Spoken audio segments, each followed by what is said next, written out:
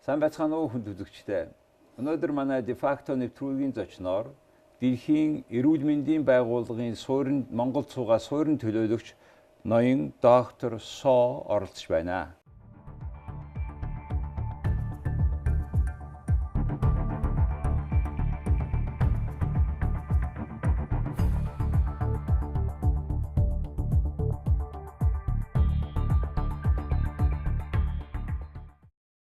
Good evening. Good evening, Jacob. You have been spending already 3 or so years, right, in Mongolia? Yes, and a little bit more than 3.5 years. Yes, 4 winters. 4 winters, okay. Representing an important organization for Mongolia, in particular at the times of emergency health issues, and we were very much enjoying that cooperation at difficult times as well for last many years, I remember. So what kind of challenges we are today facing? Of course, modern world, no one country can stand alone in fighting against, sometimes we call it emerging and re-emerging disease. Some of the diseases are very new, but they are easily transmissible, communicable disease, and they spread like wildfire. And with the modern transportation, they spread all over the world in rapid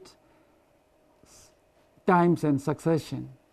Like you have seen the pandemic flu, you have seen the spread of MERS coronavirus, and you have also seen a re-emerging disease like Ebola, and even measles in Mongolia. Yeah, particularly about the measles. When we thought measles had gone, there's any more measles. In fact, how many years we were without measles? Since 2009, you don't have measles, and in fact, WHO recognized that efforts of keeping measles eliminated. Since 2009, no more measles case. So 2014, we have given the recognition, but as you have seen it since last year, measles has returned back. So how it happened? I think our epidemiological analysis done by both WHO and US CDC, this is the consequence of our past historical deficiency in our program. Mongolia is a very difficult time during the transition from 1990 to 95, up to 97, 98. During that period, the immunization coverage was not optimal. Optimal means not above 95, and we need around 97, 98% reported coverage. And during that period, it's only about 80% coverage of all the children born in those years that needs to be immunized. So they grew up, and now they are from the age of 18 to 25, 26 years old. And many of them do not have either vaccination or they don't have the disease. So they don't have the immunity. But because of the high coverage of measles over the successive years since 2000, measles transmission was kept to a minimum, and since 2009 it was disappear. But this is also another fact that modern global communication network, people are moving, right? After last year Sagansa and Chinese New Year, during that holiday period, people are moving in and out of Mongolia, and from our genetic study we have known that our measles outbreaks in Mongolia, the origin of that measles come from China. China still have measles outbreaks in different part of China. See, now that's what had happened. In fact, we lost about 60 to 70 children life, and we didn't have everything that is necessary for such a case. You helped us And finally, we got that missiles, vaccines, anti-missiles in a month after. It is the fastest order. I mean, you order it while it comes, another 1 month. So what are the lessons? Of course, the lesson learned for all of us, including WHO, sometimes we can't dwell on our laurel. We have to always be on watch. And when we had such past history of low coverage, we should make sure that the whole population, not just children, are vaccinated. Everyone should be properly protected. Measles is very, very highly transmissible disease. So that is the main reason that we have learned. Of course, also WHO and CDC, we helped the government of Mongolia with missions. Last year we have 2 missions looking at the measles outbreaks, and we have recommended, in addition to the immunization activities as part of the outbreak control, we have recommended to catch up with this cohort of children born in 1990 to 98 who are now 18 to 30 years old. But for various reasons, and including those are young adults, UNICEF mainly provide vaccines for children. WHO normally provide technical support for those activities, but we don't provide vaccines. So for young adult, government needs to procure those vaccines. So the procurements happened early this year, and that was also the reason that we had this simulation immunization activities only recently, from May to up to end of May, mid-May to up to end of May. And so far the coverage has been very good. Reported coverage nationwide is around 88-89%. So after this break, yes, we have immunized the required, the needed population segment. Yes. 100%? I will say that we have now covered nationwide. From the records, registered records, it's about 88%. 88%? Yeah. And it should be how much? You said 95? 95%. But here, 18 to 30 years old is a very mobile population. When we look at the registration, it is supposed to be that population, but many are overseas. Many are working and studying, and those cannot be captured and vaccinated. No guarantee. Yes. 100% no guarantee that. It is, in a way, yes, I have to say that when they return back to Mongolia, we have to vaccinate them. We have to check and vaccinate them. That is the reason now government is saying all the university students coming back to academic in after summer, they have to check their vaccination status. So during this summer, we still to work on that. Yes. And parents of those age children also should bring the children to vaccination. Some of them are not anymore children, 18 to 30 years, so they have to get the vaccination. From 18 to 30 years old, it's already not children, grown adults. Young people, they should all make sure that they go to vaccination in where they should in the fixed center, all the Zoom health center, all the family health centers. These are fixed vaccination center. Okay, there is any one of them coming back from work overseas, study overseas, they should get the vaccination. Until and unless they have proved that when they were young they were vaccinated or they had already had a measles. Otherwise, they should come and get the vaccination. Now, when it's broke, we had not vaccine, and somehow they have ordered. How much did it cost, by the way, the vaccine? The vaccines are procured by the UNICEF bulk procurement.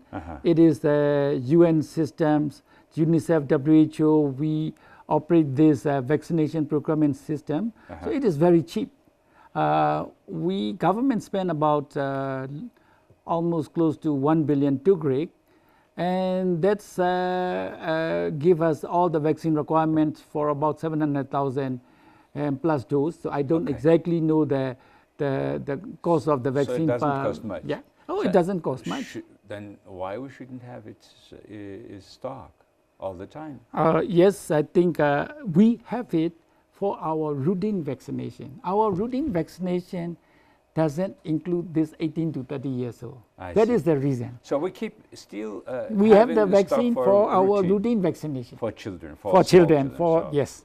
But there was some talk about having a child vaccinated under 2 years old, no good, or something like this. Was it similar? Of course, yeah. We have to be careful about those anti-vaccine lobby. Okay. Vaccination, I have to say categorically that vaccination is the most cost-effective health interventions that we possess. WHO, world, global public health possess. So don't listen to anti-lobby people. Get the vaccines. Get the vaccine. Every child. Yes. If they did not have it, have it. That's it. Okay. Yes.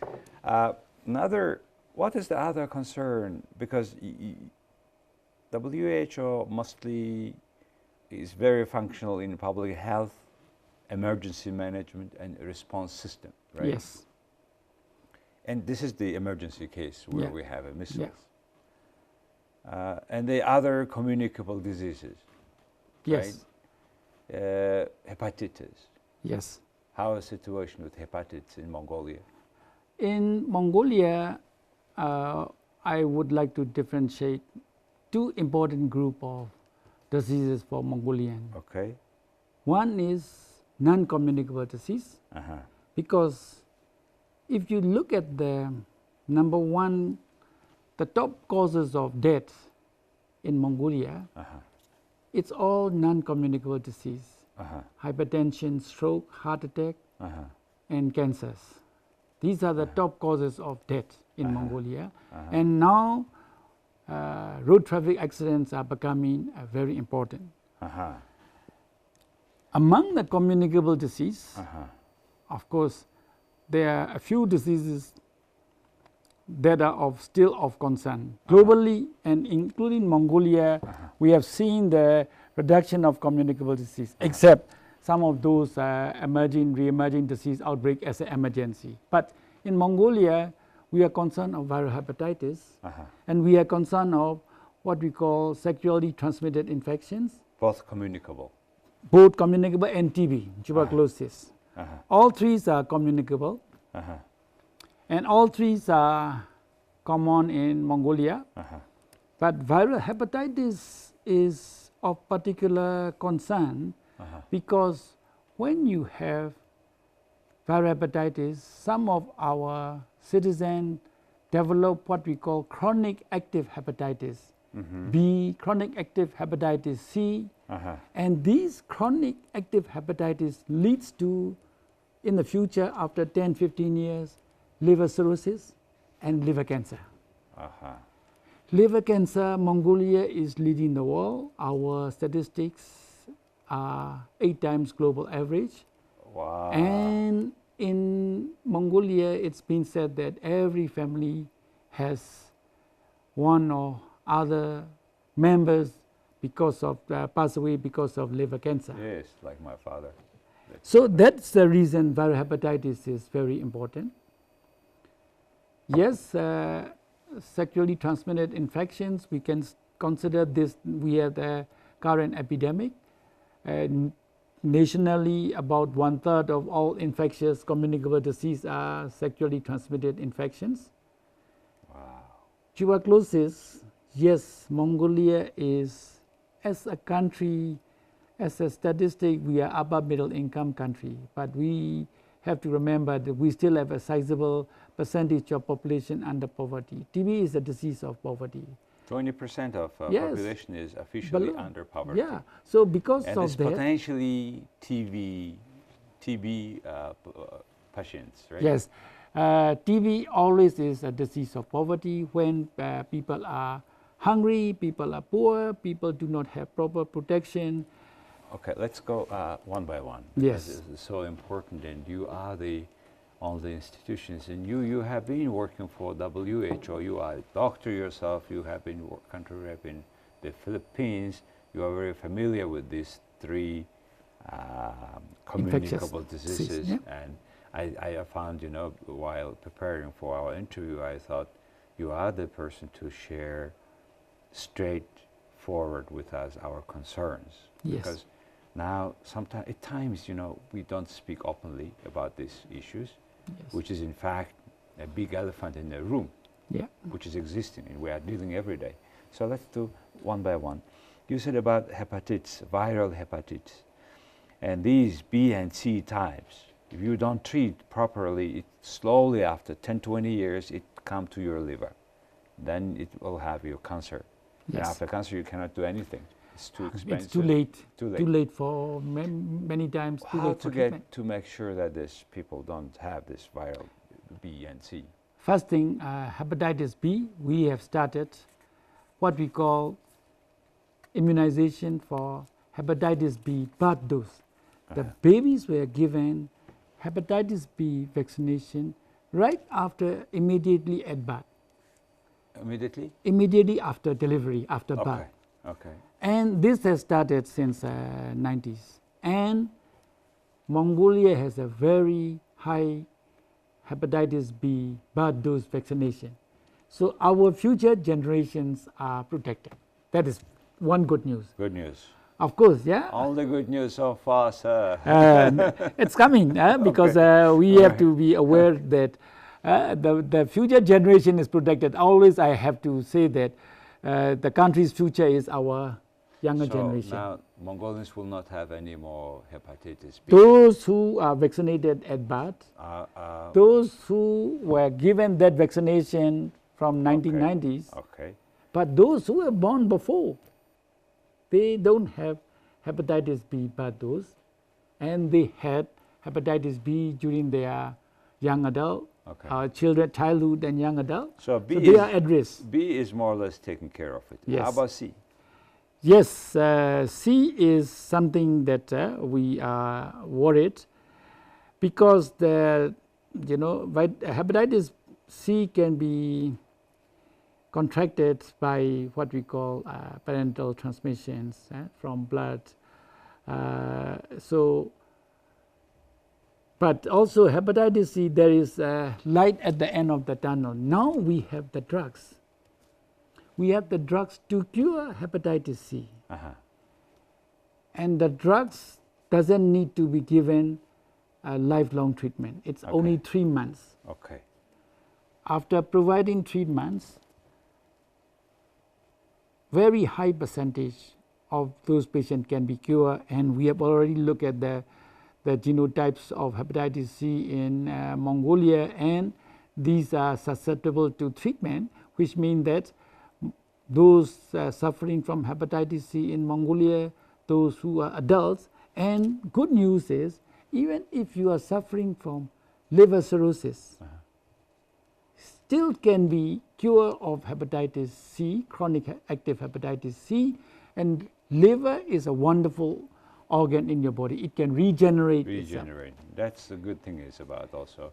This C vaccines. Now people go to any center.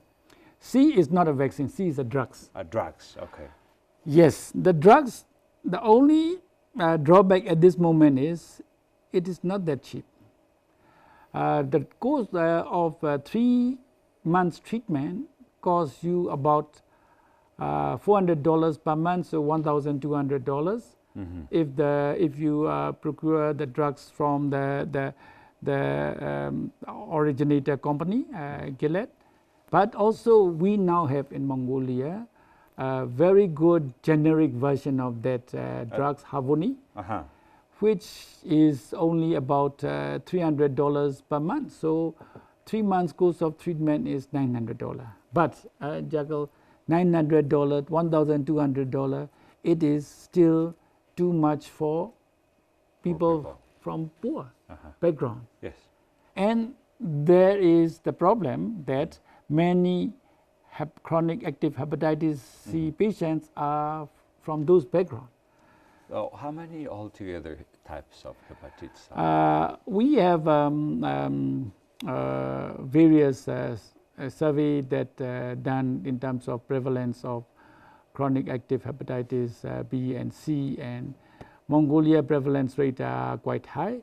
It's but vary between 10 to 14-15%, various studies. And yes, we do have about not small amount of number of patients. We do have in terms of hundreds of thousands of patients that needs to be treated because of, but they don't need to be treated at the same time. We need to prioritize who needs to get right now treatment. But because of the cost of drugs, which not every citizen can afford, we mean the government needs to come up with a scheme, a mechanism where the treatment can be provided through the social health insurance benefit package. So there is a B, C, not D or something else. Of course, we also have there's hepatitis. There are so many hepatitis A, D, E. A has been taken care of also by vaccination. So hepatitis A vaccination was started by the government of Mongolia in very recently, in about a decade or so ago. So that especially hepatitis A is transmitted through the especially the food, and it's water and sanitation issues. So that is being taken care of by vaccination program. Delta and E, of course, is minor forms of other hepatitis, which are not as common as B and C, as well as, of course, their importance is having it as a co-infection with hepatitis C. Otherwise, they are not a major dominant form of hepatitis. So more in driver Mongolia. here as B and C, C. B and C. And hepatitis is, we talk about viruses, right? Which is injected into the body by some reason. Different means it can come from contamination of your water and your food. It can also come into your body through contaminated injection equipment, contaminated utensils in your dental treatment, and you know, at times you can get it inadvertently from patients to doctors. Doctors can get infected from patients, and also doctors sometimes can inadvertently give this to the patients, because during the 1990 to 95 very difficult economic transition periods, I have heard stories that when doctors in their duty to save life, because sometimes there are not enough equipment, not even enough gloves, they have to operate it sometimes even without having surgical gloves and things like that. So we are sometimes, our system has deficiencies because of those historical problems that we have faced. Okay, so we have to be very careful not to transmit in the health setting. So hospital infection control is very important. Okay, so personal sanitation, hospital sanitations, and by all means try to avoid, if you think all this communicable disease chances to get transmitted. One thing I want to mention, Jackal, Mongolians are very fond of injection, getting injection. And I was told that sometimes they even have injecting instrument at home and they inject themselves. Yes. Please don't do it, because sometimes injecting equipment, if it is not properly sterilized, and you use a needle to inject a person with hepatitis C, and you use the needle again without proper sterilization, you inject yourself, and you may be absent, but you get the disease. And plus, you never use something that you can use twice. Yes, definitely. Nowadays, we have all the disposable equipments in dentists, in healthcare, so please make use of those.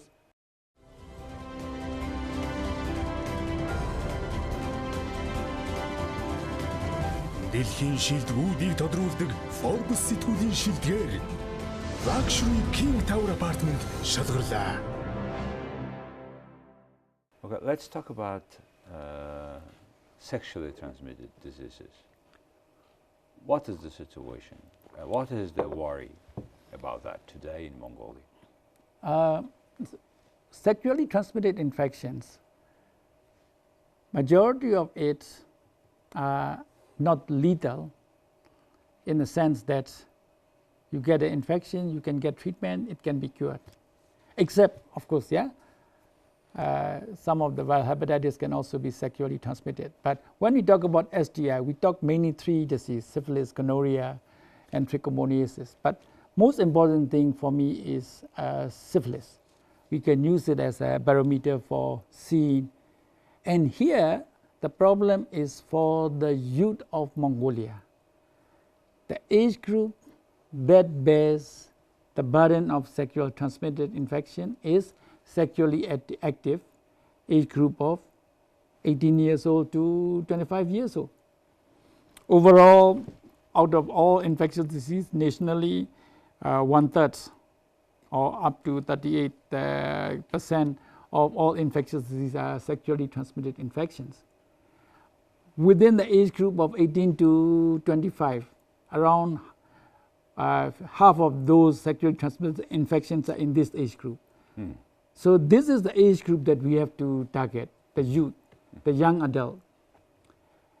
And one sad story for me since I arrived, and we've been working WHO, UNFPA, UNICEF, is congenital syphilis. Mongolia has a very good public health infrastructure, and our maternal child health services has been doing very well over the year. Quality is getting better. We have achieved both in maternal mortality ratio and child mortalities MDG goals and targets. We are one of 9 countries that has achieved MDG goals on maternal and child health issues. But we still have congenital syphilis every year, and to my dismay, it has been increasing over the last several years. And 2015, last year, we had about altogether 52 cases of congenital syphilis. Congenital syphilis is when a pregnant mother delivers a baby with syphilis infection. And it should never happen because we have almost 100% antenatal care coverage. Because as part of antenatal care service, we tested all the pregnant mothers syphilis. And if they were found positive, the mother should get the treatment. And what happened with their this 52? partner should get the treatment. What's happened? That is something that we really want to know. Because lately, the population, especially those young adults, have been very mobile, looking for job, looking for study, so they were not living in their own place, in their own IMEC. They have moved, come to UB, come to other cities looking for jobs. Sometimes they got pregnant within marriage or before getting married, but they have their partners and they got pregnant. And because of their mobility, they don't go to the health facility for antenatal care. So they miss. So we started seeing a few of those mothers are not reporting for antenatal care. WHO recommend at least about 6 antenatal care visits before delivery. Then we will catch if there is a syphilis in one of those visits. Some of them may know, even may don't know they have it, syphilis. Yeah, that's the thing. You have to come and visit to the health center. You are pregnant, and they do the testing. And the moment you are tested positive, the pregnant mother as well as her partners has to be treated. Yeah. If the partner is not treated also, it's not clear because it can be reinfected. Yes, and this is our law as well. Yes. One should visit.